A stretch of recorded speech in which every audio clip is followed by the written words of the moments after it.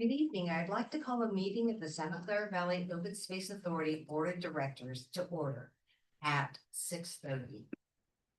Clerk, can you please call the roll? Director Kennett. Here. Director Matthews. Not present. Director Chapman. Here. Director Sutherland. Here. Director Ming Hyde. Here. Director Dominguez. Here. Director Gill. Here.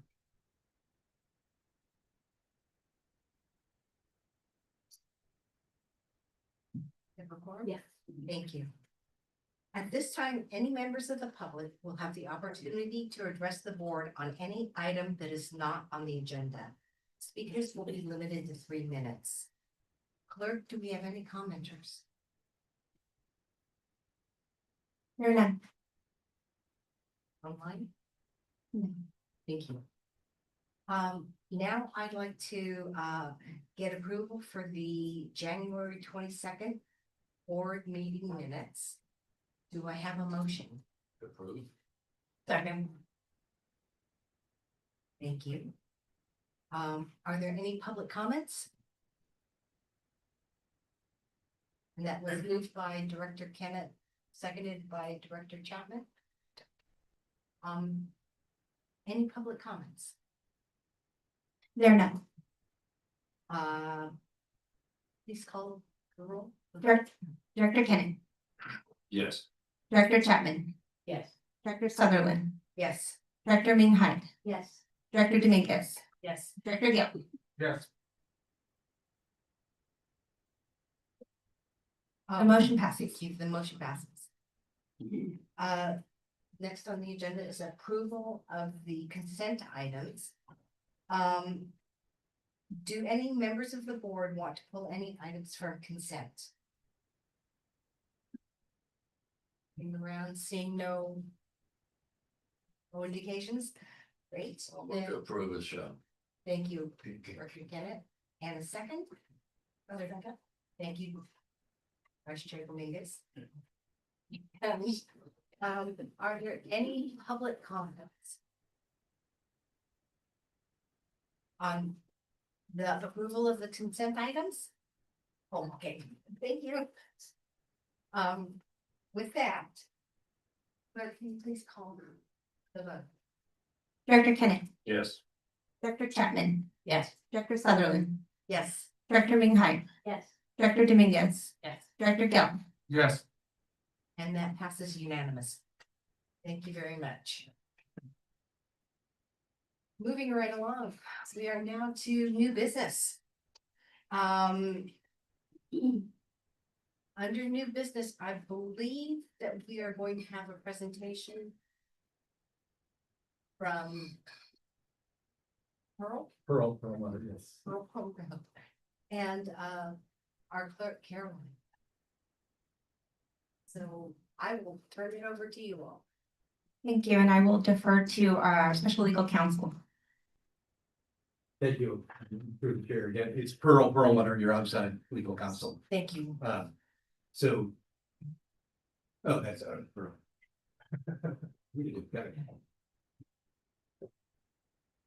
So the first item before you is to place the Santa Clara Valley Wildfire Protection Clean Water and Open Space Initiative on the ballot.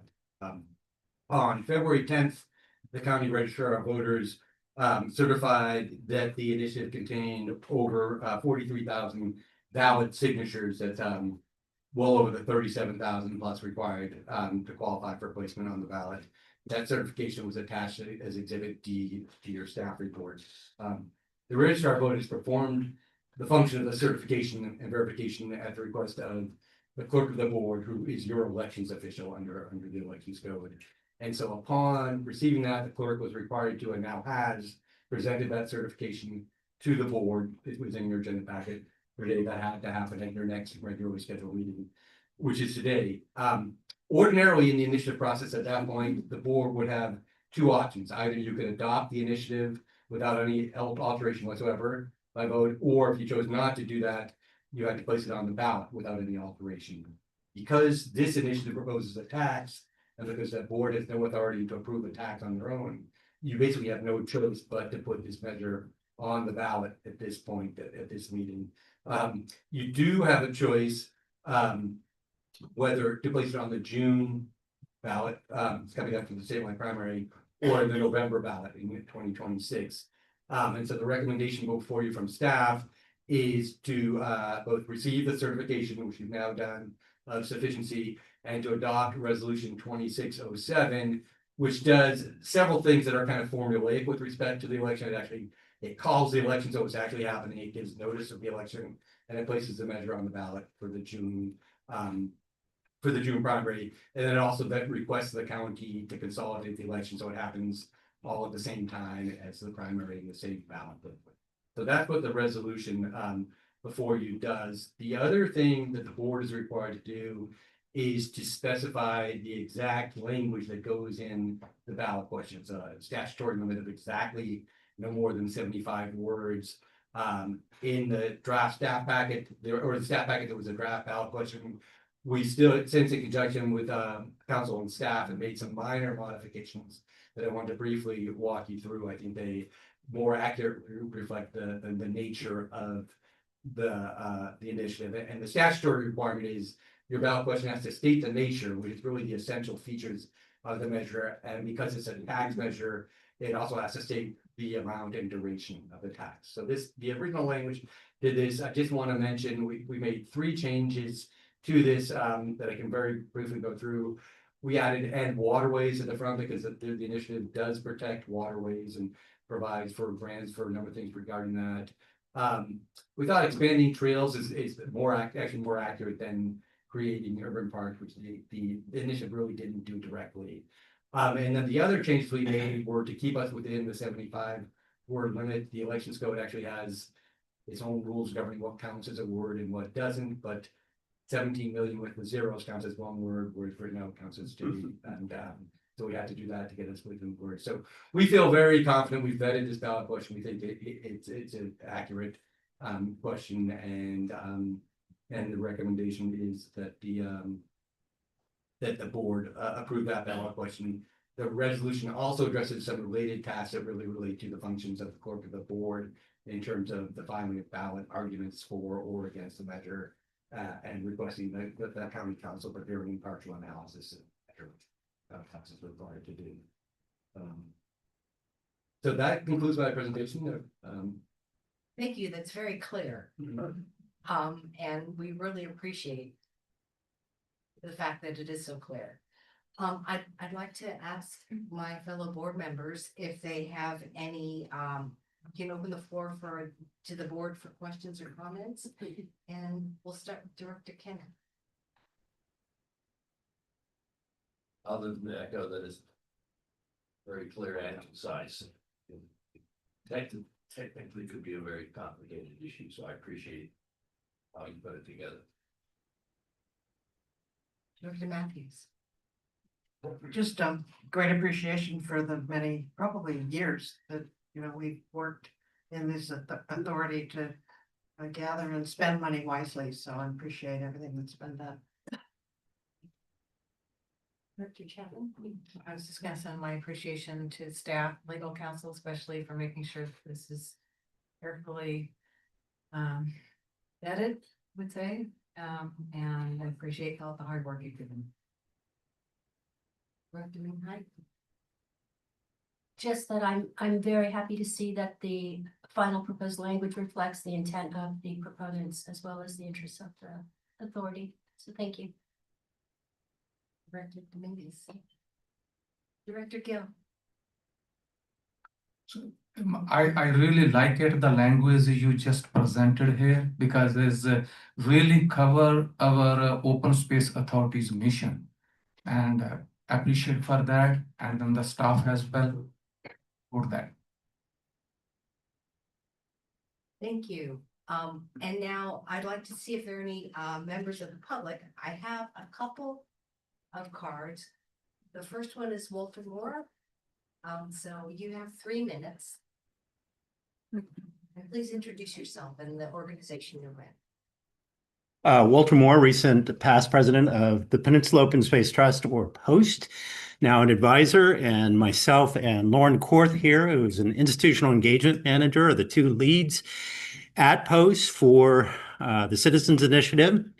I'm glad special counsel and your legal counsel is here because I wanted to start off with a controversial issue. Is it Citizens apostrophe S initiative or is it just Citizens Initiative? So keep it to less than 20 hours, Bill, when you research that. The other thing I wanted to do is I happen to fall in the camp of heavy implementation. And so not unlike your general manager and staff, we're always ready to move on to the next thing and not acknowledge the milestone on where you're at any given time. And tonight is a milestone. And the reason we're at this milestone is because of all of the incredible work the OSA staff has done for literally the last 2 decades. In my experience, I know it's longer than that. It's sort of indicated over there on your timeline chart. But for leading up to the foundation for this Citizens Initiative, it involved important moments along the way where we supported and guided each other on this path. And the first that I think of are the 2 end zones that you created with the 2 preserves on each of the ridges on either side of Coyote Valley. And then we started to work together to fill that in. You provided major critical support behind posts when we took our first foray into Coyote Valley. We joined together with the North Valley acquisition along with the city. And since then, we have been able to acquire thousands of acres in and around Coyote Valley. And it's an amazing track record and the incredible 180-degree turn that we've made on the zoning for the area and the actual future of this area. So it is a great honor and privilege to be here and to be supporting what we feel is fueling this incredible engine you have and keeping it fueled through this initiative. And I can't thank you enough for that foundation you created for us to move forward with this. Thank you. Thank you very much. I have another card for Julie, and just one question, Linda, Yes, were you speaking on this item or were you speaking on the lease? on the lease. Okay, thank you. I just wanted to make sure. Thank you. You're welcome.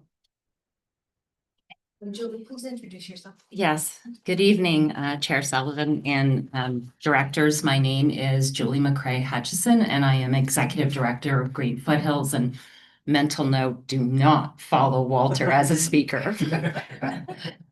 I'm here on behalf of Green Foothills Board of Directors, obviously in support of the resolution before you tonight.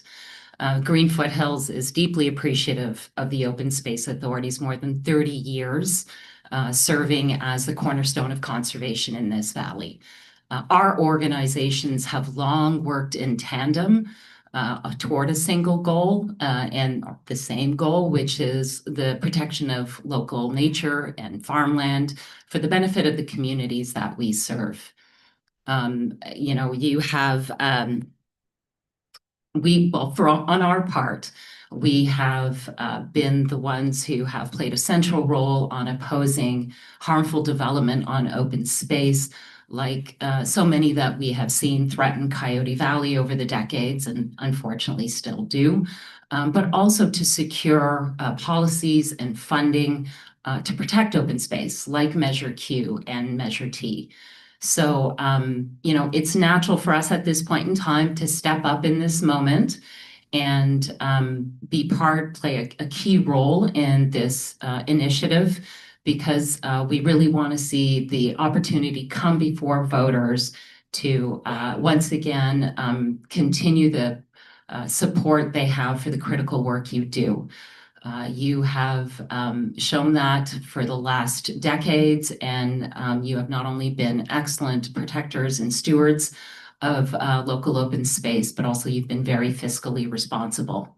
So as a South County resident in Director Kennett's district, as a longtime Morgan Hill resident, I am very proud to be a proponent of this initiative and to be part of the effort led by the Peninsula Open Space Trust Action Fund, so that, again, the voters who have clearly, our community as a whole has very clearly and consistently shown that they value the protection of open space. the access to open space, the benefits it brings, the safe places to recreate. And this initiative is the opportunity for them to reaffirm those priorities. So I look forward to working alongside you, alongside community members, along with Post Action Fund to bring this ballot home in June. Thank you very much. Is there anyone else in the audience who would like to speak on this item? No? No? Online? Fair enough. Thank you very much. I'm gonna hold off. I'm sorry. I would like to just say I was delighted when I was asked to sign petition in front of my local secretary. You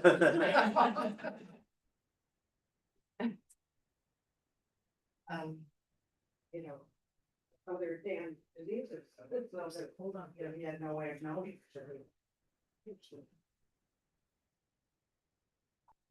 I'll call you back, we're gonna take them.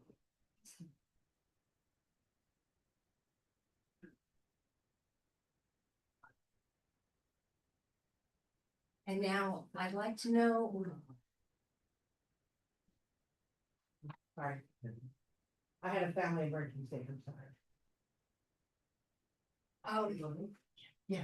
Oh, well, I need a motion first. You got it. Got it? Second. All right. And if I may, just, I did want to clarify on the record if whether the motion includes the revised ballot language. Yeah. Yes, yes. So moved by Director Kennett, seconded by Director Gill. Yes. Wonderful. Can we please call the vote? I just want to double check that this motion up on the screen is okay.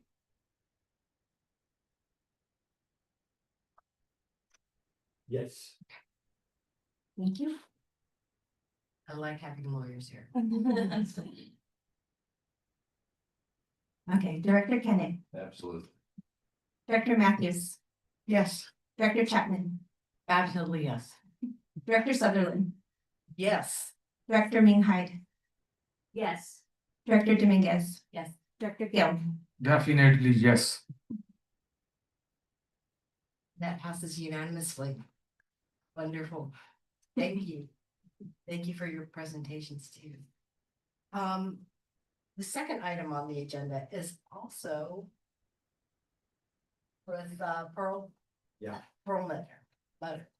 I'm so sorry. And So, go ahead. yes, sure. So the second item also concerns the initiative, but it's a completely separate issue. It's to consider adopting a resolution endorsing the initiative. And I won't want to say at the outset, unlike the first resolution where you had some choice about the language, but you have no choice but to put it in the ballot. On this one, you have complete discretion. You don't need to adopt this resolution. The staff is recommending that you do. I do want to point out, because we've talked about it several times in the past, that state law limits the use of public resources to campaign for or against a ballot measure. Pretty strict limits on that. But one of the things it specifically allows is for the board to adopt a resolution, either endorsing or opposing it. You need to do that at a public meeting where there's an opportunity for public comment. It doesn't matter whether anyone speaks for or against it, but and have the opportunity. So staff is recommending that you adopt the resolution presented in your packet, which simply states the board's positioning that you're endorsing the measure, and that will be a matter of public record. And yeah, that's the And recommendation. so there's the recommendation that we support. And I think this is what we've been waiting for. So, I'm gonna go this way. Director Gill, do you have any comments? No, I'm okay. No comments? No comments. Questions, comments?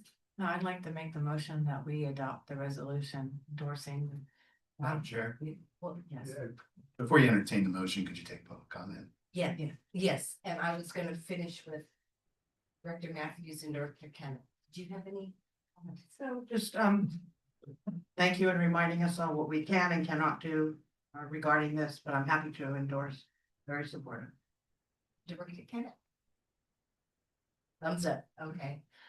Do we have any public comments? They're not.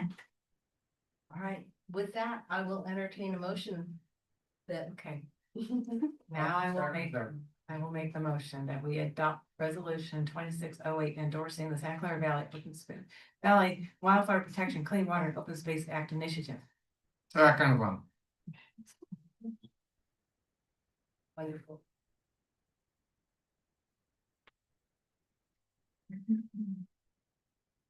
And can we go ahead and call for the vote?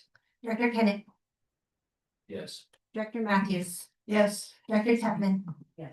Director Sutherland, Yes. Director Minghide, Yes. Director Dominguez, Yes. Director Gill. Yes. Thank you all very much. We appreciate the legal counsel being here to keep us focused and on the straight path. So thank you very much. And I think with that, are we gonna take a break, Carolyn? Is that? Yes. Okay. But we're gonna take a short break before the next item, which is the item Linda's here for, and it's the lease. So we'll be back in just a second. Thank you.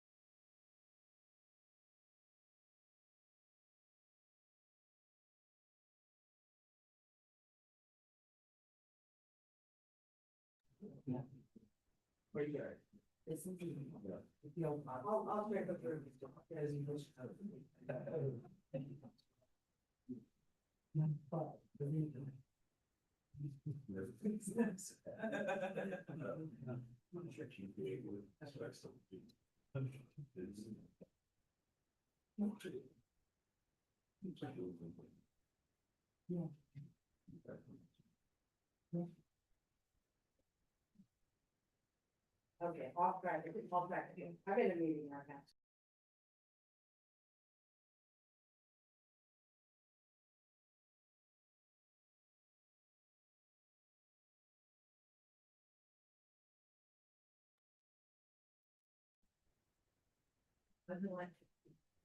I would like to call the meeting back to order at 7:01. Thank you very much, everybody, for indulging me on the short break. And I wanted to let you know that I need to leave early, but Lisandra has all the notes and you are in very good hands. So thank you all very much. She has to teach. And the pressure, like it's behind him, thank you so much. Chair Sutherland, very excited to do this. All right, I'm ready to move on. We're on clerk. Are we good to go? That is the one you're fine. Yes, you can go ahead and read the item and then staff will present. Thank you. So we're on item number 3, approved license and management agreement with Peninsula Open Space Trust for the Midway Fields property assessor, parcel number 712-03-009, and we have a presentation from Alexandra McCoy. Thank you, Madam Co-Chair. Good evening, directors. I'm Alexandra McCoy, Real Property Coordinator here at the Open Space Authority. Tonight we have a big act to follow, but I'll show a few ways that we're implementing some of our work here. And specifically, tonight staff is seeking authorization to enter into a license and management agreement with our partner who we spoke of earlier, Peninsula Open Space Trust, that I will refer to as POST, for the Midway Fields property pictured on this slide. As I will discuss, this approach with POST continues the acquisition and stewardship model that has successfully advanced protection and restoration throughout Coyote Valley. I'll start with a bit of context in the big picture. Here's a map of the Coyote Valley Conservation Area with Midway Fields site outlined in purple. As you may be aware, in 2020, the authority entered into a partnership agreement with POST that established a framework for collaborative conservation in Coyote Valley. Under that framework, POST acquires priority properties with the intent to transfer them to the authority for our management and stewardship in perpetuity. In the interim, the authority manages those properties consistent with our shared conservation objective, and post-acquisition of the Midway Fields site continues to advance this strategy. To date, more than $120 million have been invested in conserving lands within the AB 948 Coyote Valley Conservation Program area, and the authority currently manages over 1,550 acres on the valley floor. The Midway Fields property builds on this investment, as you can see on this slide. The property fills a critical gap, creating a continuous north to south corridor of protected lands west of Santa Teresa between Bailey Avenue and Palm Avenue, including by linking properties the authority already owns or manages under adjacent license and management agreements with POST. Protection of this parcel also crucially strengthens long-term restoration opportunities along the Fisher Creek corridor that runs along the eastern edge of the parcel and allows for additional alternatives in the Coyote Valley Conservation Area's master planning process that's currently underway. Now, zooming in a bit, the Midway Fields property consists of approximately 80 acres, and the proposed agreement allows us to begin active stewardship from day one. Fisher Creek runs along the eastern boundary of the property, as I mentioned, and it conveys water from the Coyote Creek uplands to the historic Laguna Seca floodplain and ultimately to Coyote Creek. Other than the creek, the site is predominantly a flat site and in active agricultural use with minimal existing infrastructure, including perimeter and internal fencing, a single water well, and cattle troughs, as you can see on this slide. The site's relatively simple agricultural character makes it well suited for the continued interim operations while positioning the property for future restoration and connectivity planned through the broader master planning process. As with other license and management agreements we have with Post, our management responsibilities include managing the property consistent with the 2020 partnership agreement, managing the tenants we have on the site, providing regular upkeep, which can include things like installing fence, patrolling and vegetation management, coordinating with Post on habitat and wildlife connectivity improvements, managing the riparian buffers along the creek. Lease income from the agricultural tenant will continue to go to Post to offset their ownership expenses, and the authority's estimated cost for routine management activities is approximately $5,000 a year. As with other license and management agreements, one-time major stewardship costs or other unforeseen significant expenditures would be evaluated collaboratively with Post on a case-by-case basis. For these reasons, staff recommends that the board approve the license and management agreement with the Peninsula Open Space Trust for the Midway Fields property. This concludes my presentation, and I'm happy to answer any questions. Thank you so much. I open it up to the floor. If there's a second for comment.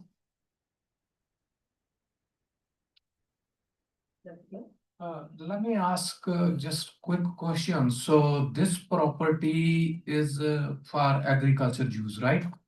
That is correct. So what kind of crop you think that land can produce? So currently it's actually used for cattle grazing. So we don't have any row crop agriculture. There hasn't been any historically, and we don't have any planned. Currently, the Post tenants on the property that we'll be managing is a cattle grazer. Okay, so there is no plan any crops there, right? Correct. Yeah, okay, thank you. Chair, if I could add some additional context. The property is also being planned through CV Camp, as Alex mentioned, and so long-term future habitat conservation grazing is all being planned through CV.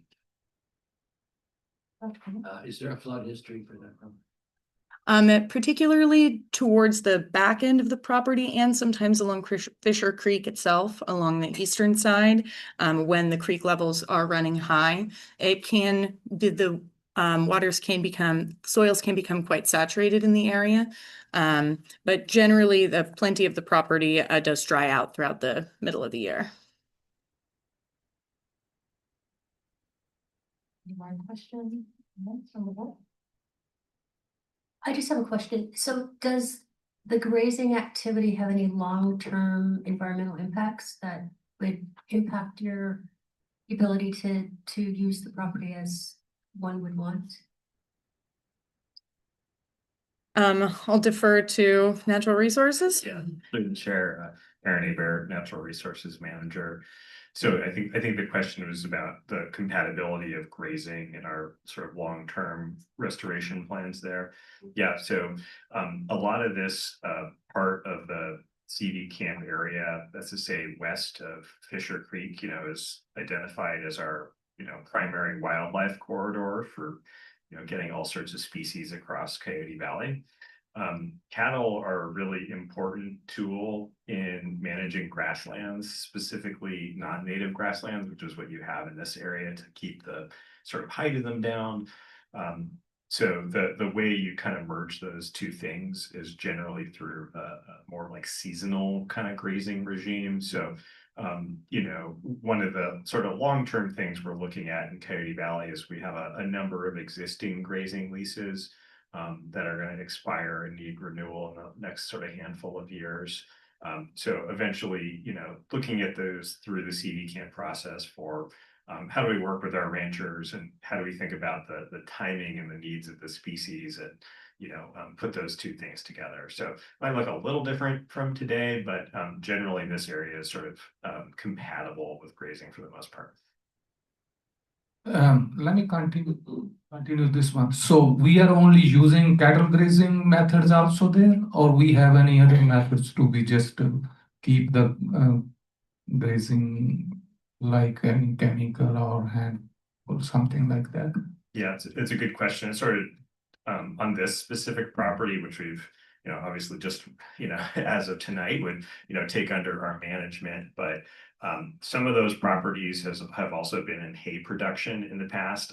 That's something I'm a little less excited about on an ongoing basis because the tilling of the soil is not as good for building carbon, for example, and sort of introduces non-native species. So primarily, yeah, doing grazing out there. There are some invasive plants that are managed either by the tenant or us as well.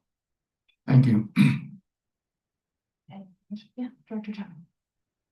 Is this anywhere near the projected wildlife corridor?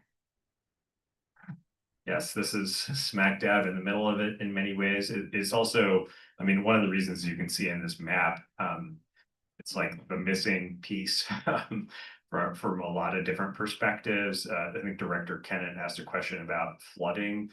You may recall one of our restoration designs includes, the movement of Fisher Creek further to the west where natural flooding occurs, again, right through the middle of this property. So in either scenario, no matter how we restore this landscape, this area is likely to have increased riparian habitat, increased oak savanna, covered for wildlife movement, and then, some of that compatible conservation grazing in all likelihood. Thank you. Any other questions? Then we have a public comment. Linda Abivato. Thank you for joining us. Can you please introduce yourself and the organization you're with? Of course. My name is Linda Alibato, and can you hear me? Okay, good. And I am the founder of Glory Grove Organics. We're a certified producer based in Morgan Hill. So I want to thank you all for the opportunity to address you tonight. But last week at this time, I had no idea I was going to be here. So things have developed over the last week where I'm feeling like I'm having to come because I have no other alternative at this point. So I wanted to just share my story with you, and then hopefully we can move forward and come to some kind of resolution sooner rather than later. So Glory Grove Organics is actively seeking access to agricultural land to expand our cultivation of loofah gourds in order to scale production of our product. This year, we are seeking between 2 and 5 acres, and we are projected to scale to 5 to 15 acres next year. Our product is an innovative plant-based canine and small mammal oral hygiene product made from organically grown loofah gourds. It is designed as a structural, natural dental chew that supports plaque and tartar ablation through engineered plant fiber geometry. It represents a value-added agricultural model, growing raw biomaterial locally and transforming it into a scalable specialty product with expanding market demand. Loofah is a seasonal crop. The planting window is time sensitive, and missing this cycle means the loss of an entire production year. I know of 6 other growers or farmers who are looking to lease land as well. And I did not have the time between last week and now to reach out to them. I'm sure if I did, I think I would have a group with me tonight because we're all in the same predicament. We as a company are prepared and positioned to move forward today, immediately. Recently, I learned that under your oversight, land is currently available. However, I was informed that a lease cannot be executed at this time due to incomplete internal paperwork and surveys that are currently being done to certain population in the community. Respectfully, this raises an important policy question. If agricultural land is available, yet cannot be leased during an active growing window due to administrative delays, that appears to be inconsistent with the purpose of expanding agricultural opportunity, particularly considering significant grant funding intended to activate productive farmland. Thank you. Your time is up. Oh, I wish I would have had a 30-second warning. Okay, can I have 10 more seconds? Yes, Okay. When land is available and farmers are prepared, opportunity is present only for a moment. I respectfully ask that this moment not be lost for the sake of agriculture, accountability, and community impact. I'm open to any questions, any advice, any suggestions. Thank you, Linda, for your comments. Believe staff can reach out to you or vice versa to answer any questions you may have. Okay, I do have copies of my written letter for official record if you would like. Thank you very much. Thank you. We appreciate it. Now, the motion. And a second for this item.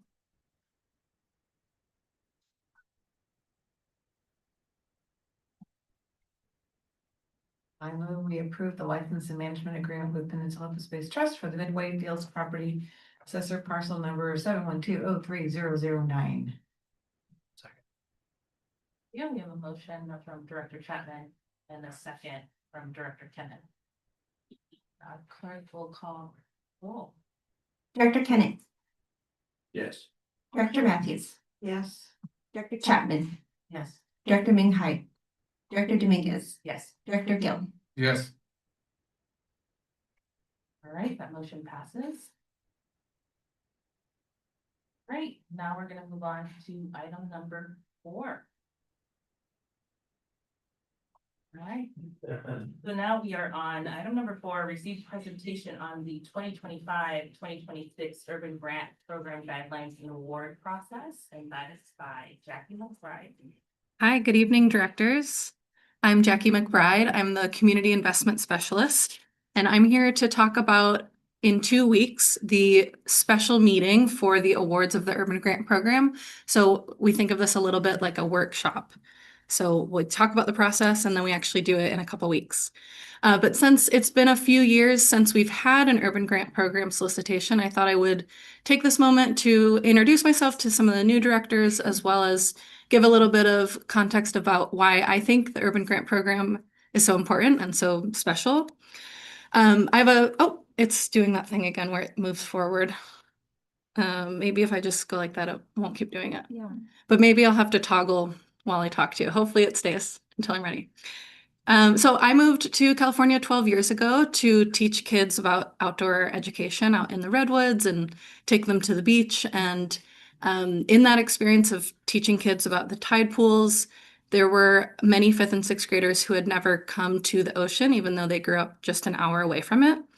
And I really saw firsthand some really impactful moments from what comes from outdoor education. And so a lot of the things that your board gets to fund and get to support are these really incredible moments that shape kids' lives when, you know, they grow up to be adults. And I think that really impacts climate resiliency in our area. So that's just one little touchstone about why I think your work and why I think this program is so impactful.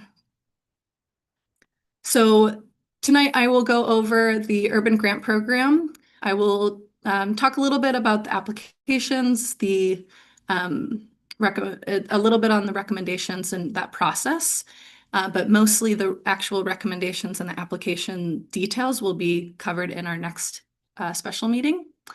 I'll cover the grant review process, and then we will do the kind of workshop part of introducing the process for the voting and have time for questions and so forth.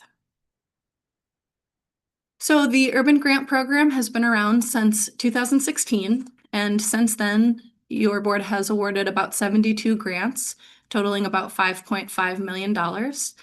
We also have the 20% funding program, and so with that, in combination of this, your board has awarded about $14 million in grants, which is really incredible. That's a really big number, especially for the size of our agency. Oh, here we go. And what else was that? Oh, and I would also say this program, with it being in the name, the Urban Grant Program, it's one of the most direct ways that our work gets to tie back to where a lot of the people actually live. So, you know, our work is very much in the open spaces, out in the natural land, and the Urban Grant Program, as you can see in those tiny orange dots, those are where programs and projects take place right where people live. So we really get to deliver on bringing nature to people's backyards and bringing in that accessibility part, which is something close to my heart, and I know many of yours too.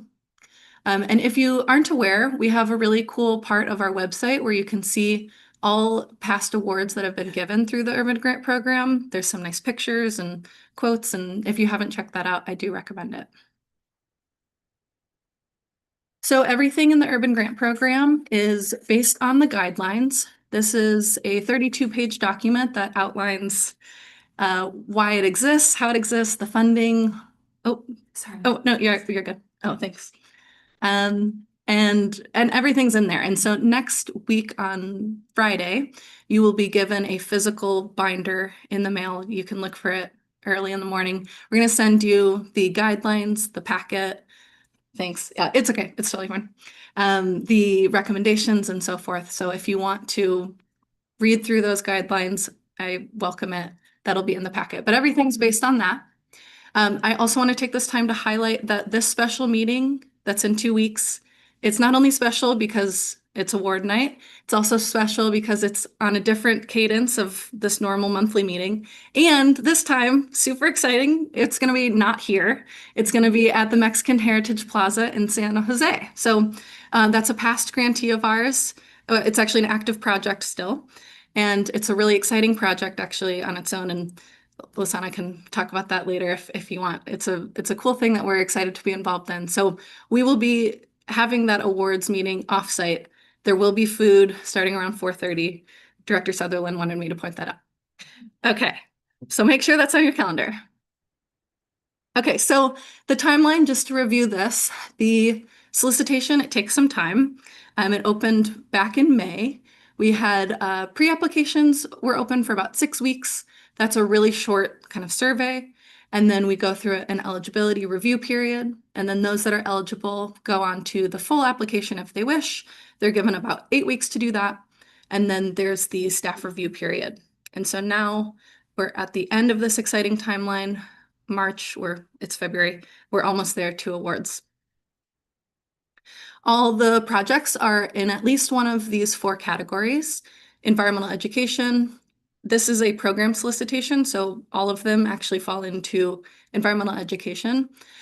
Some of them are environmental stewardship and restoration, parks, trails, and public access, and urban agriculture and food systems.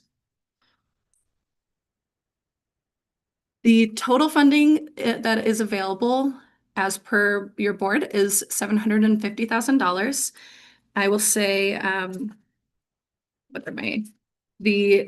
an allocation is made every year, and let me just make sure I get this wording correct.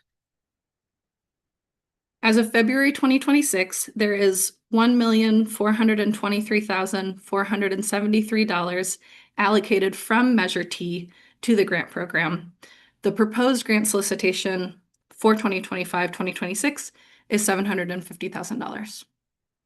If you need me to say that again, I can say that again at the end if we want to circle back to that. I will note that it takes several years to build up those funds. The grant is all a reimbursement grant, so the grantees have to request reimbursement for that work that is done. And the applicants are local public agencies, schools and school districts, and nonprofits, or if an organization would like to apply and they don't have nonprofit status, they can apply with a fiscal sponsor. This year we introduced a theme for the first time. The theme is Building a Climate Strong Future for All. I mentioned these are programs only. So in the past, we've had capital solicitations and program. This is programs only. And the projects can be $30,000 to $75,000 out of that $750. These are 2-year grants, and we would expect about 10 to 15 awards to be made with this. So the program area is this lighter orange hash. This is the urban areas. When it's capital projects, all projects have to take place within those urban areas. With programs, all the people directly served by the programs need to live in those areas. So the programs need to be based around serving people living in the urban areas. They are allowed to do the programs outside of that grants, the urban area, but it all needs to take place within our jurisdiction. Okay, so We had 39 applications sent in requesting $2.4 million. That is a very competitive cycle. This is our most competitive yet. We had, more applications than we've had in the past. We've had plenty of new applicants too, which is really exciting. I think it shows that your board and the CAC and our comms team and our outreach, we've been spreading the word about this funding. I think it also probably speaks to the need for so many nonprofits, they need funding. And so sadly, we can't, give all 39 applicants the grant funding that they need. But we did receive really incredible applications, and the projects they're really inspiring, all the work that's being done out there. I mentioned it, 22 of the organizations had not applied to our program before. So that's great news. And then those applicants, they go through a staff review process. So the staff review team includes 4 OSA staff with relevant experience in education, grants, all sorts of programming that's directly applicable to the solicitation. The team reviews each of those 39 applications in detail according to the guidelines. Each reviewer spent about 63 hours on average doing this work. That's a total of over 250 hours. So it is a lot of time. It's a big lift, and the reviewers take their job very seriously. And then the staff recommendation that you will receive next week, that will be in the March 6th public packet, is up to and not over that $750,000. The scoring is based on what's in the guidelines, and there is the criteria that they can get up to 175 points possible. I'll note that these are weighted, so some of the categories are worth more points than others.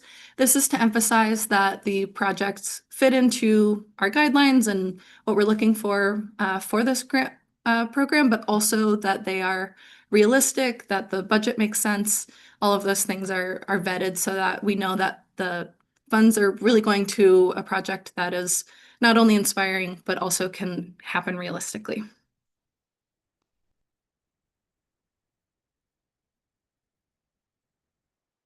So like I mentioned, the applications were fantastic. I have personally read all of them. They do brilliant work. And I just want to emphasize how great all of the applicants' projects are. If it were up to me and I had $2.4 million, all of them would get funded. The staff reviews, the scores are averaged and they're put in the board packet summary. And what the board will receive is not only a list of all the applicants, but also the recommendations. There will be a recommended section up to and not over the $750,000. And then there will be another section that is recommended if funding available, which is over the 750 up to and not over $1 million. Those ones that are kind of in that zone were deemed high scoring by staff, but above the allocation. For anyone who's not awarded, we offer feedback. This is something that we are proud of, that it makes our program really accessible. I personally meet with anybody who wants to and give them feedback about their application. And sometimes we see that they come back and then they get funded in future rounds. So this is an overview. I will go into detail about this on the next slide. But this year, we are proposing a slight change to the process to make it a little bit more smooth. After every solicitation, we ask for feedback from applicants. In past rounds, we've received feedback that the public meeting for awards has been confusing or concerning in some ways. And so we asked legal counsel for advice. And this is the process that we are proposing for the new slightly adjusted, updated process. So what it would be, I would give a brief overview of the Urban Grant Program and how it ties into our mission. I would introduce the staff recommendation, call for public comment at that time. Then directors may discuss items, the recommendations, the amounts, allocation, and then the directors would vote in a market basket approach. So I'll go through these in more detail and what that looks like.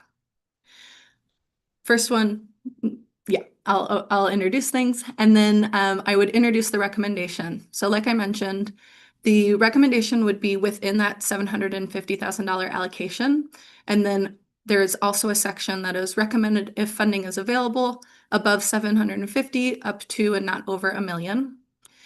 A reminder from earlier, there's about 1.4 million in the pot. Then the directors at that time may discuss items and give recommendations on that amount or the allocation.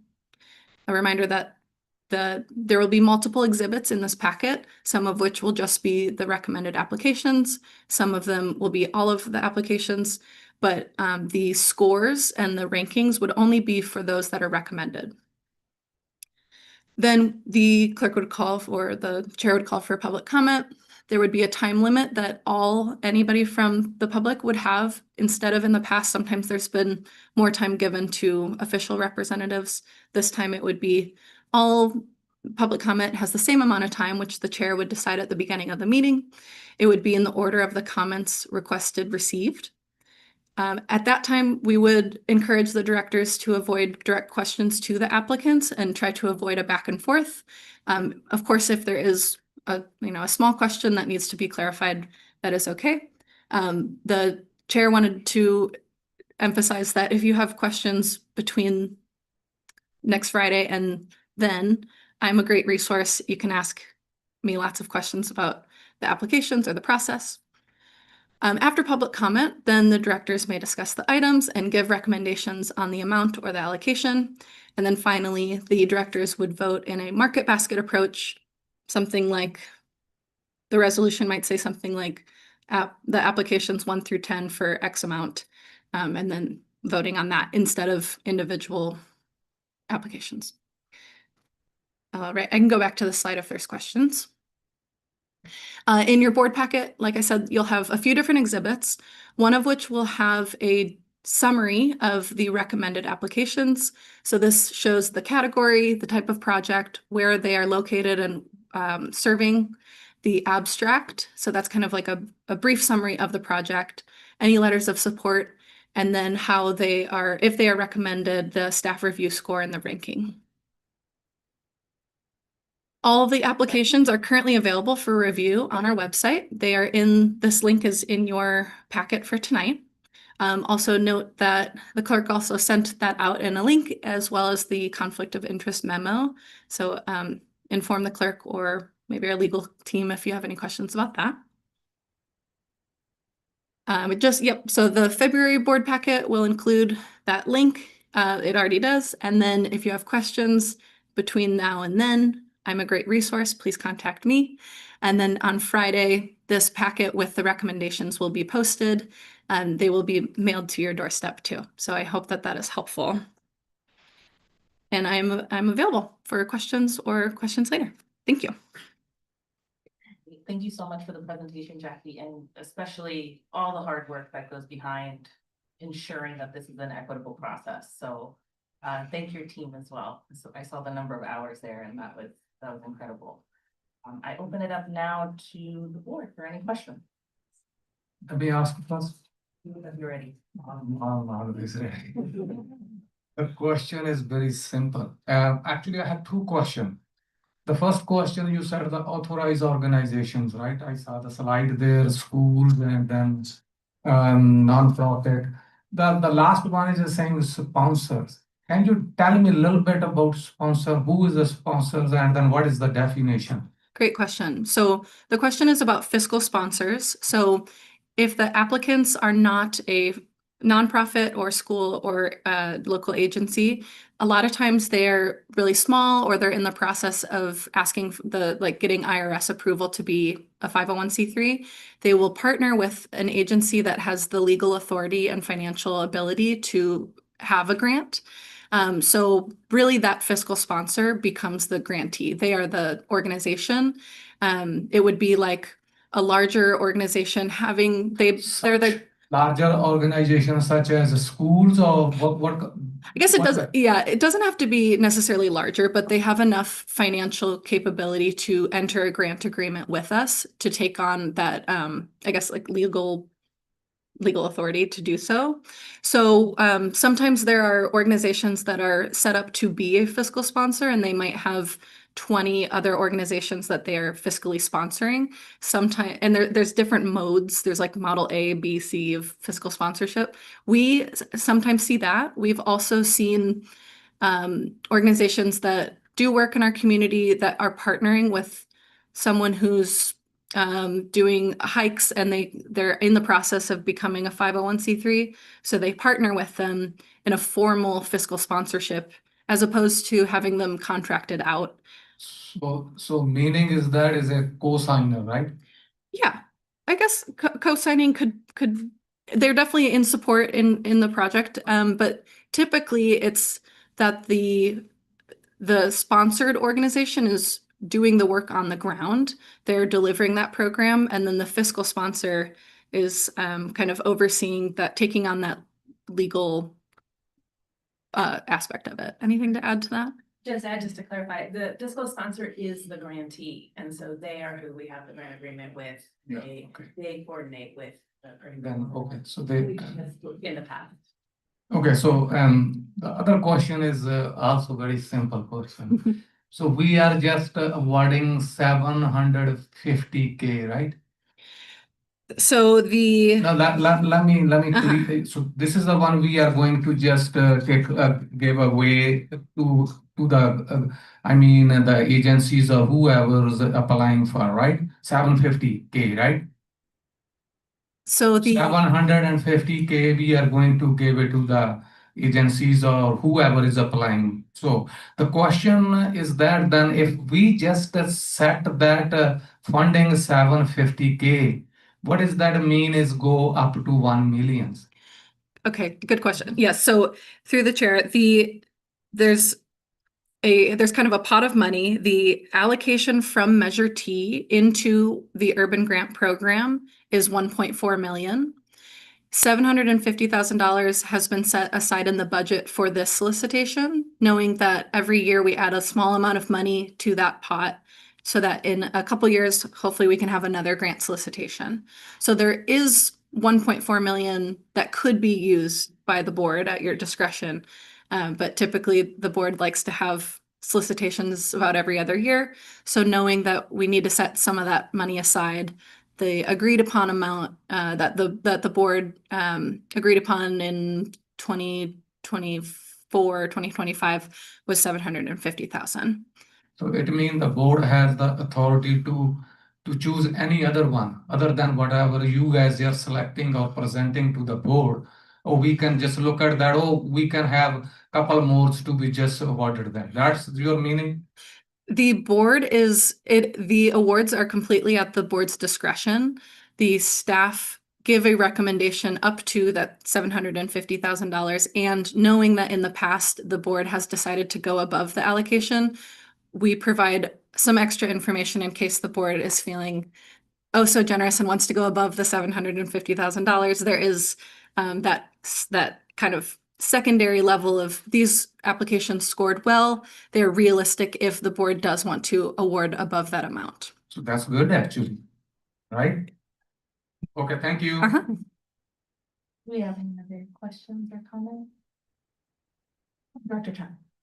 I was just gonna say thank you for the excellent presentation, and personally, I served on the ad hoc committee, I think in the beginning when we were trying to get it more diversified, so seeing 22 new applicants come forward is very exciting. That means you guys are really doing a good job at the outreach. I mean, it's a bad problem to have. Now we have so many, now we have to be a little bit more strategic of how we award the grants, but it's nice to see, and I'm, looking at the list of names and going, who's that? Who's that? Who's that? Which is good. I mean, so that, thank you. I appreciate that because I know that was a lot of effort to do that, a lot of work, but thank you. Thank you. Any other questions? Just to clarify, Jackie, so when you say, because it's my first urban grant Mhm. process, when you mentioned that we have a certain allocated amount to Director Gill's point, but that the future grant process could potentially, like that could hinder that? Is that how I heard that correctly? Through the chair. Exactly. So each year in our annual budget, part of that the board approves is putting money aside, as Jackie said, into the urban grant program. The last few years, it's been about $100,000 per year. So from at that amount, you can see it takes several years before we build up enough money to really have a robust solicitation. doing a solicitation for, 100 or 200,000 wouldn't be as successful. We wouldn't be able to award many grants. So that's why we're always concerned that we have some money left in the pot so that we can turn around and have another solicitation fairly soon. So does the 750 give us that amount in the pot for, how, is it 2 years from now? Exactly. There's no date set, but exactly, that's our thinking. I mean, it's not set in stone, but that does set us up very well. Again, at board, we'll be coming back to discuss the next solicitation. But in the past, we talked about the next one being a capital round. And those are particularly expensive projects generally. So we want to make sure we have a good amount of money in order to offer a capital round. That helps. Thank you so much. Director Minghai, did you have? That was my question, because I looked at the previous year grants, applications. Well, can you go on your mic, sir? I did look at the previous cycle and saw those amounts being quite significant, so you answered my question. Thank you. It's Director Matthews. Has funding ever been returned to the authority for being unspent? Good question. So we do have the limits of the 2 years or 3 years for a grant. We do offer extensions in circumstances that maybe there was a delay for COVID or staffing. And so we try to be flexible and understanding of the spirit of the grant.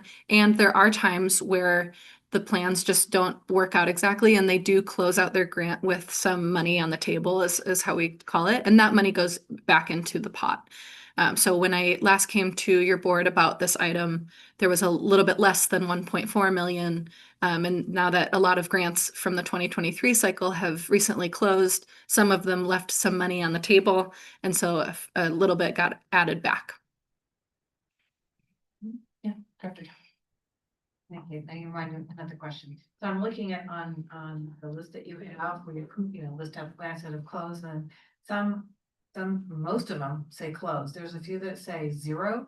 Does that mean, are they in process, or is there a problem with the grant itself or the Good question. Yes, so some of the capital projects from 2023, they are 3-year-long projects. A lot of them actually started in 2024. Even though it says 0%, the 0% is how much money of the grant they've spent and asked for reimbursement.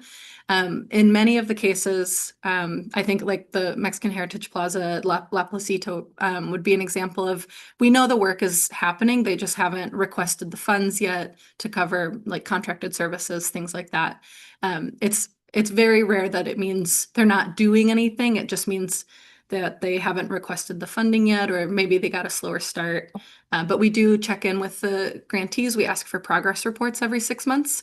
So we get to, check in if there are problems. Most of the time they're just saying, we're about to turn in our first things, which is the case for these 0%ers this time around. The one in particular was for City Forest. Yes, that we could talk more offline if you want about that details. Thank you. Yeah. If any organization, they are not using the funds, do we have to, we just cancel their contract or award, whatever we give them? Any time limit? Or we have to be let the money set aside, maybe after 10 years they want to be choose it? Yeah, through the chair, it's a good question. So by far, most of the applicants and grantees really need this money and they're very eager to use it. So that's a rare problem. Some of them, if we are getting toward the end of their grant period and I haven't seen the money being spent, or they're for some reason not turning in reports, then I work with them to, find out what's happening at the organization, how can we support. Sometimes it means I come back to your board to ask for an amendment of their scope of work. That's happened. Depending on the length of extension that they're looking for, it can either get general manager approval or I'll come to your board if it's a longer extension.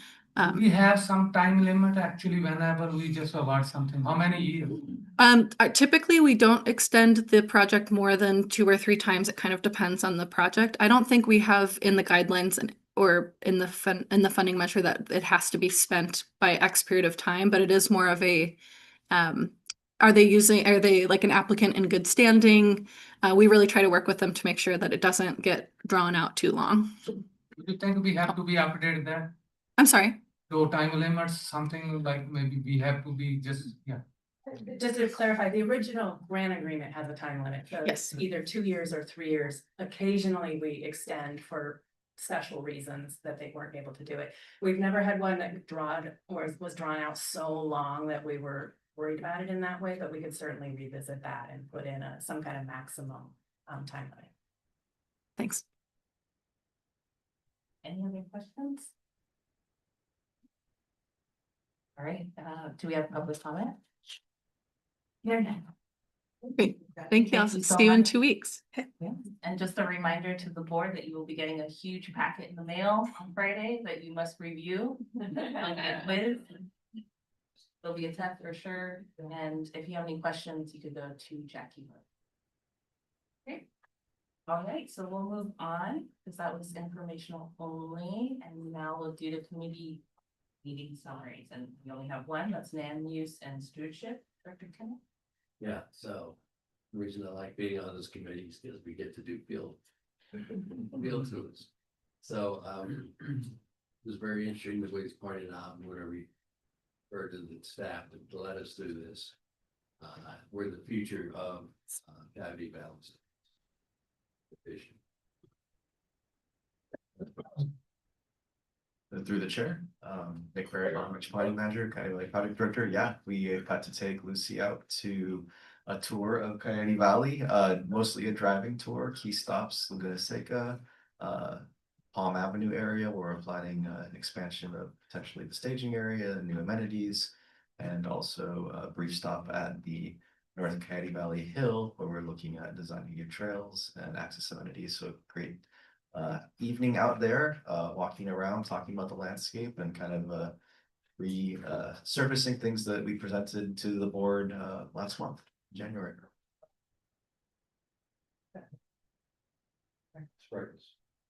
Any other comments on committee? I'm also a new member of that committee and I was with him. And it was just always so breathtaking to go to Coyote Valley. We did have the opportunity to climb Spreckles Hill, is that what it's called? Right. But we said not today. We are now, it's a temporary name, we're calling it the North Coyote Valley Hill or the Hill. It has no official name. The hill, okay. I'm also a member. Yes. I'm also a member of this committee, and then I was shadowing last time. When we have the tour. Great, thank you. I'm very jealous that I missed that field trip. No longer on my committee. We'll do the hike again, please. All right, so now we're on informational reports, General Manager. Thank you, Madam Chair. Just one quick item, and then I think we have a few manager reports. I'm really pleased to report that on February 7th, a few Fridays ago, our chair, Kathy Sutherland, and I went to the first Silicon Valley Youth Climate Action Summit, where they were honoring leaders, emerging leaders in the youth climate action space. And we were invited to go where we received, the Open Space Authority received the Nature Leader of the Year from the Silicon Valley Youth Climate Action. So a lovely recycled star with our name on it that was presented to us by Supervisor Margaret Abekoga. And a lot of elected officials were there to present other awards. But anyway, it's a wonderful partnership we have with Youth Climate Action, and was really pleased to accept this award. Yeah, good evening, Directors. Mark Landgraf, Assistant General Manager. Just a couple of quick updates regarding the proposal for high voltage DC terminal in Coyote Valley that the Open Space Authority has been working on with partners for the past year and a half or so. In order to move that proposed site of the terminal to co-locating it at the PG&E substation there at Metcalf Road. That is now moving forward at the CPUC, the California Public Utilities Commission, and is the proposed decision was for that co-location because all parties are currently in agreement about that. So that's really good news. The final decision is expected on March 19th. And if that's the case, then we have been talking with PG&E and Ellis Power, the proponents of the project itself, to hold a press conference on March 20th. That's still tentative, but we're hoping that timing all works out. And then on another item, the Heritage Oaks Cemetery legal counsel is drafting a letter, and that letter is due March 4th. So we'll be submitting that and then following up with other actions regarding that. I don't know, Bill, if there was anything else you wanted to add. I don't think so, not at this point. All right. And then one more item, there were. On that matter, can I ask? So it was approved by at the director's hearing? No, so March 4th is the deadline for comments on the supplemental environmental impact report. And then they'll collect those comments, revise, or potentially revise the EIR.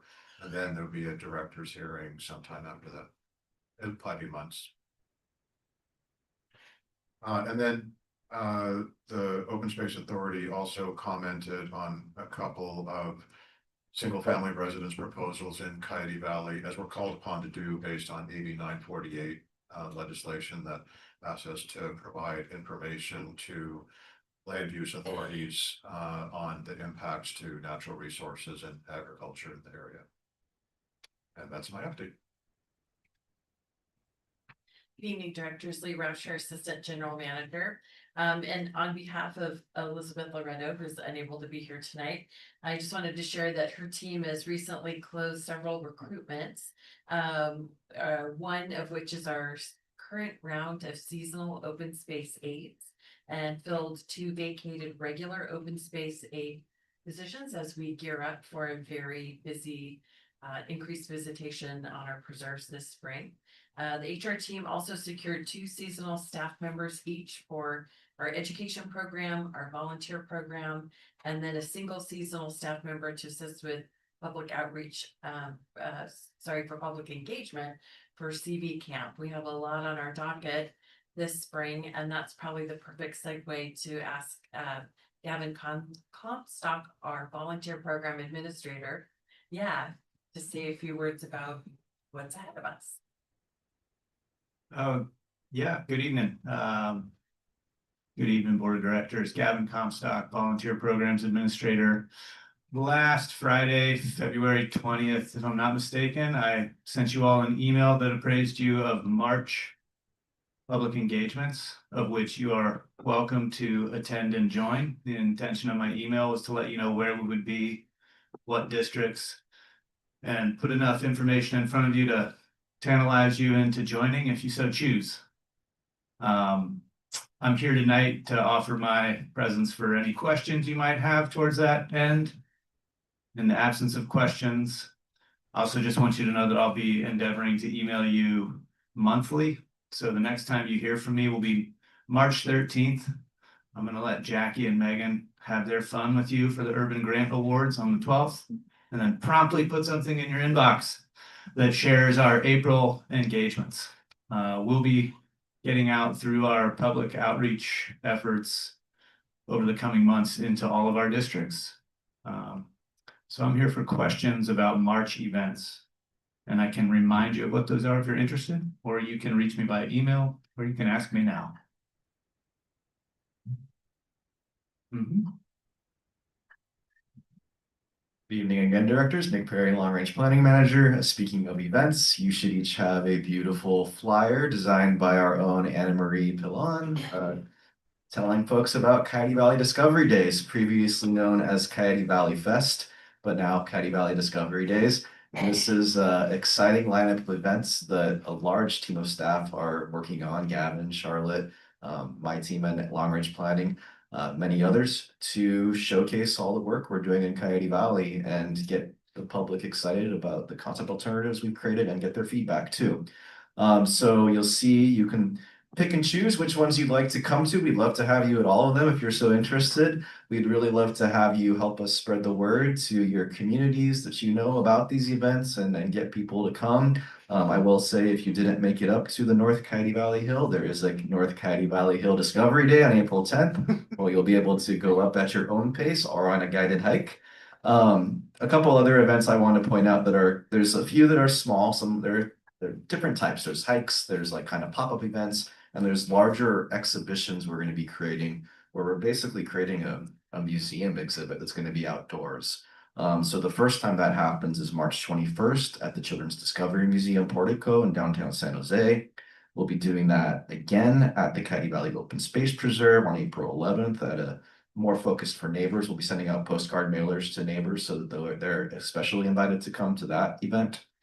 We will be at Santana Row Earth Day celebration, and we'll be at Morgan Hills Earth Day Festival on April 25th with this exhibit that we're in the midst of designing right now. So lots of work is going on. I'll also share, if you are on our mailing list for Coyote Valley, and if you're not, a story map was debuted to the public this week that goes through the entire history of Coyote Valley through the lens of the North Coyote Valley Hill, created by our Coyote Valley planning intern. And if you haven't had a chance to explore that, it's pretty cool. And it's a lot of fun to see how the area's changed over time using lots of really neat interactive maps and graphics. So I encourage you to take a look. Thank you. Good evening, Board of Directors. My staff tells me to tell you that Anna sent you an email about an agricultural tour that the board's been interested in. We've done a few of these over the last couple of years. This one, I think deadline to RSVP tomorrow is for like the doodle poll. I think we're trying to find a date in April, and as mentioned in the email, this is all about grazing and ranching. So a little bit different than the row crop production stuff we've seen in the last couple of years, but some good speakers there for questions tonight about grazing. So check that out. Please RSVP to that. The other thing I'll mention is that Anna has been doing outreach in the farming community as part of our farm program vision, what we used to call our agricultural strategic plan. She's been going into different meeting with individual farmers. There's the Small Growers Alliance. And so, connecting people with what we're doing on the agricultural front. I think actually tonight you saw some interest from the agricultural community that was in direct response to talking about our work in the area. So meeting new folks, getting them excited about our work. So getting the word out and getting their feedback about how to grow the agricultural part of our mission. Two other things I'll mention related to sort of agriculture. We've been doing more restoration planning down at the Pajaro River Agricultural Preserve with the Valley Habitat Agency. Some of the board members may recall that we've done 2 phases of large-scale restoration adjacent to UC Farms, who's our tenant on that property. This is the 3rd phase. It's the biggest phase. It's planning to restore about 20 acres. And again, this is really a partnership project led by Valley Habitat Agency. Across the street, Post has acquired a number of properties in the Pajaro area, including properties in San Benito County, just across the county line south of there. And they're looking at, what should they be doing to restore this area, protect ag, protect floodplains in this area. This is an area has quite a bit of flooding naturally. Sometimes we say that Pajaro is like Coyote Valley 20 years ago in terms of its conservation planning. So it's early days there, but OSA is working in partnership with a number of folks out there. I'd also be remiss not to mention that wildflower season is coming up. Mayan Yakima, as the board recalls, we have a very unique intensive management program out there, especially during the bloom period. So I always encourage you, especially if you haven't been there before, to kind of mark your calendars. I would say mid-April, early April, that's kind of the sweet spot. So reach out to me or others if you're interested. It's a great showcase for OSA's work, both our natural resources work, our land management, and just being really one of the most stunning displays of wildflowers we have. So please come out and check that out. And last but not least, in support of our Coyote Valley Conservation Areas Master Plan work, we've just completed, I think, what is our 5th tour of native plant nurseries. I think the board heard about the need for that. I think we've in the past estimated, $3 million plus of plants alone just to implement the CV Camp restoration project. So that kind of begged, well, that's a lot of plants to contract and buy. So, what would that mean to do that work in Coyote Valley with saving a little money, but also creating an experience that the public and others could interact with. So those tours have been really informative. They range from kind of like very utilitarian facilities behind a chain link fence to really beautiful spaces that kind of inspire this type of restoration work. So I'll leave it there. Thank you. Good evening, directors. Lucas Schellhammer, Planning Design Construction Manager. Excited to share that we got approval from the County Board of Supervisors for our NEPA documents for the Coyote Valley Open Space Preserve Public Access Improvements. So we are officially complete with our environmental review for the project, and that allows us to access the $800,000 in community grant funds to begin construction. And as you're all aware, the request for bids for construction is out on the streets right now. It's open until April 23rd. We will be or April 3rd, and we will bring a recommendation to award bids to this board April 23rd. We're also having a celebratory groundbreaking, ceremonial groundbreaking, which is taking place May 1st. So check your email. Cheryl will be sending out some more information soon on that. And then we're looking to begin construction in May. And so we'll also be, as we get nearer to construction, sharing more info about interim closures. The intent is to have the preserve open throughout the course of construction, the trails open. There may be some interim closures to the parking lot as needed to repave. But for the most part, we'll be communicating that access out and any closures. Thank you. Good evening, directors. Megan Dreger, Conservation and Strategic Partnerships Manager.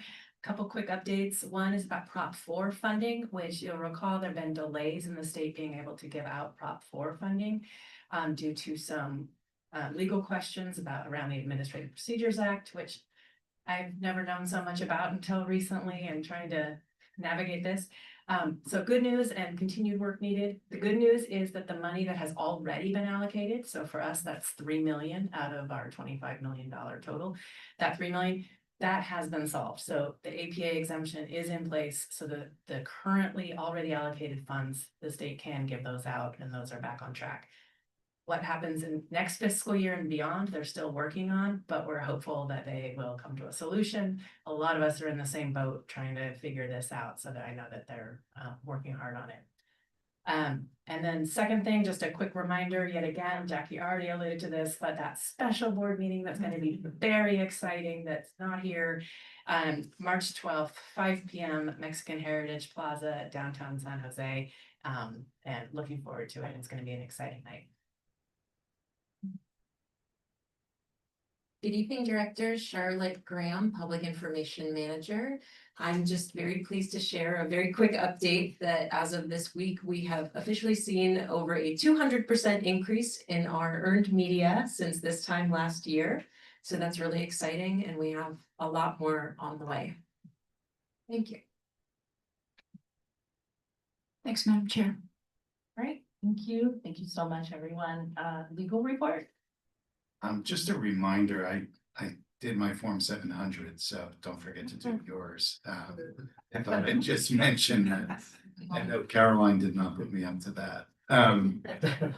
Also, there is a new training requirement. I think, Caroline, did you send out that? Okay, and financial training requirement, so it's coming your way. So anyways. Thank you for the reminder. All right, so now we'll jump into board member reports. We start with Director Bennett.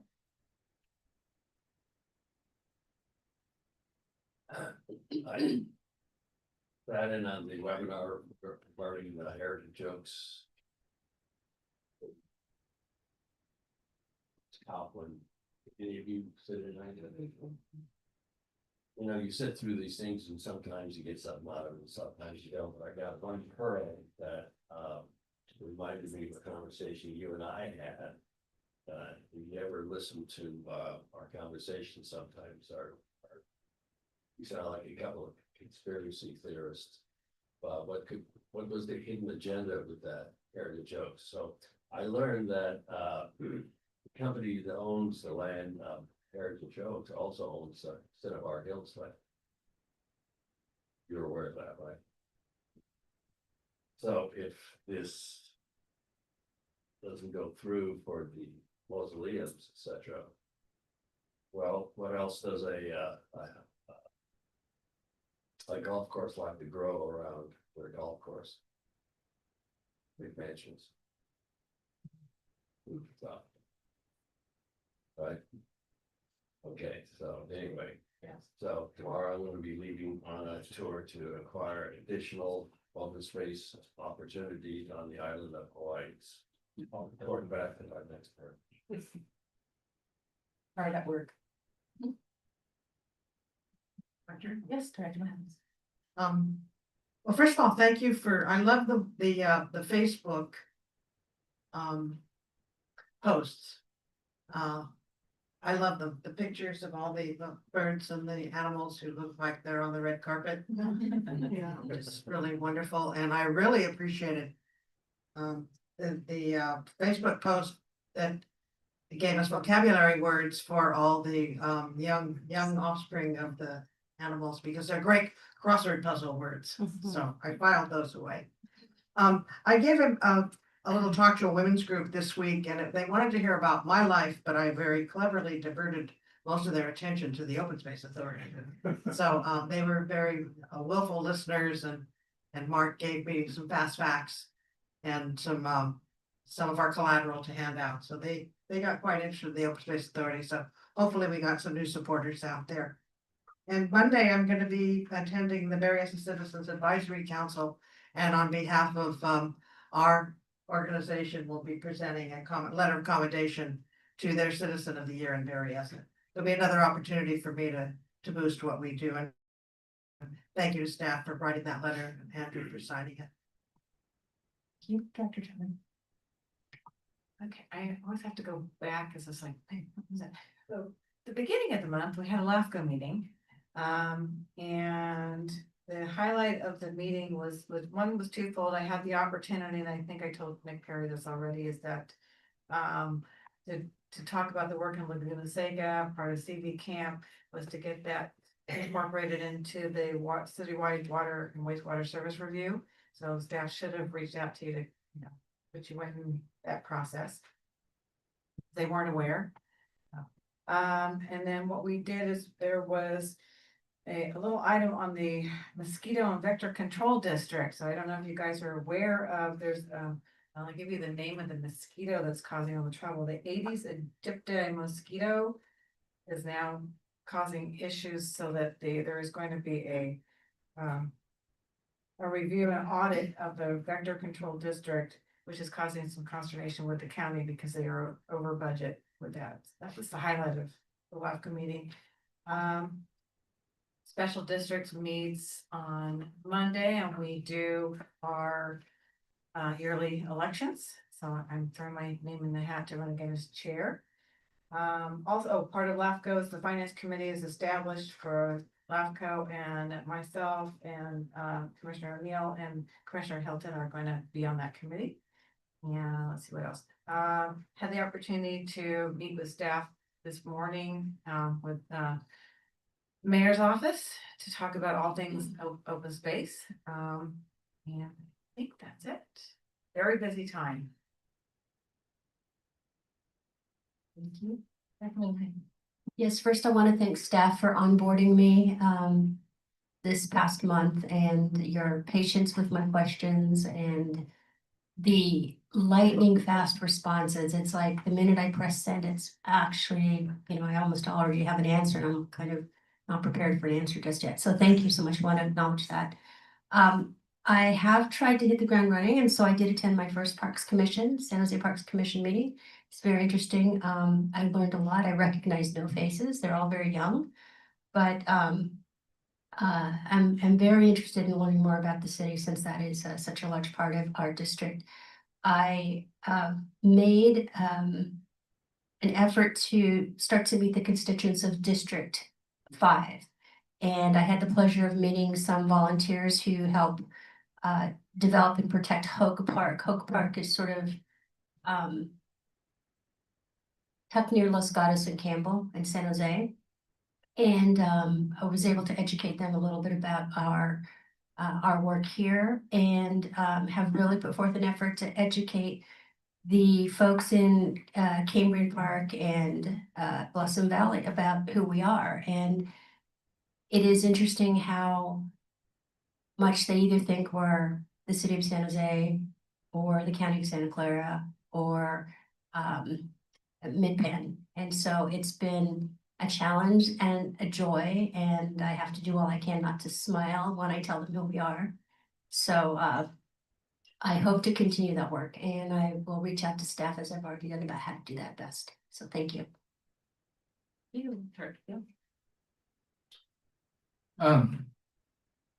I just attended Water Commission meeting last month. Actually, that meeting is every quarterly, and that was January 28. And then we discussed a few items in the meeting. The first item was the election of chair and vice chair. So this time the chair is, I think, Murali Srinivasan. That is a city of Sunnyvale's council members. And then vice chair is Rav Rani. That is the city of Los Altos city council members. So they are going to be lead this 2026 years. The second, the staff actually prepared and present 2025 annual accomplishment report to the commission. And so they just ask if you guys thinking we cannot add anything, so then we have the opportunity to just make update. So the third item was actually they have prepared the 2026 work plan for the commissions, so which was approved by the commissioners. And then the fourth and very important item was actually that was 2026-2027 groundwater production charge analysis report. That is actually that is a preliminary report. So they need the commissioners put their inputs before they bring or they present it to the board. That meeting will be actually tomorrow, February 27. But the commissioner has many goods or valuable comments they presented to them, and then they are going to be updated, and then after that they are bringing to the board. So if the board is agree tomorrow, then the public hearing will be open on April 14 until May. May has another board meeting, and then they will set that the whatever the price they are there, then in July 1st, then it will be implemented. That's very important topic, and it's take almost most of the time on that meeting. That's all. Thank you. Thank you, Director Gill. And my report is that I had the honor of speaking on behalf of Open Space at the ribbon cutting for Mexican Heritage Plaza on their Placita, which is the buildings across the street from Mexican Heritage Plaza that will house multiple small businesses, and they were a grantee. And that work will be the external portion of the building, a beautiful mural, which we're really excited about. And I want to thank Jackie for all the work and preparation of making me look good on stage. So thank you for that. And really appreciate the opportunity to be able to speak on behalf of OSA. And I think that's it. Caroline, thank you for ensuring that we all look good up here every meeting. And I'd like to adjourn the meeting at 8:14 p.m. So, thank you.